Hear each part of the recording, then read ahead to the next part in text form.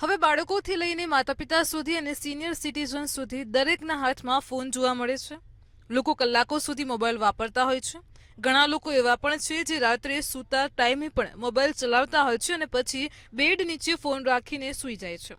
પરંતુ જો તમને પણ એવી આદત હોય તો ચેતી જજો, કારણ કે ડોક્ટરો પણ સૂવાના 2 થી 3 કલાક પહેલા ફોન અથવા અન્ય ગેજેટ્સથી દૂર રહેવાની સલાહ આપે છે.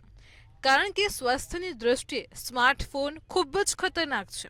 તેમાંથી નીકળતા રેડિયેશન આપણા શરીર પર વિપરીત અસર કરે છે. કેટલાક લોકો ફોનનો ઉપયોગ કર્યા પછી તેને પોતાની આસપાસ રાખે છે, પરંતુ આ યોગ્ય વિકલ્પ નથી.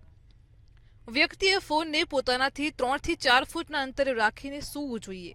જો તમે તમારા ફોનને તકિયા નીચે, હાથની પાસે અથવા પલંગ પર રાખીને સૂતા હો છો તો તેની અસર તમારા સ્વાસ્થ્ય પર પડે છે.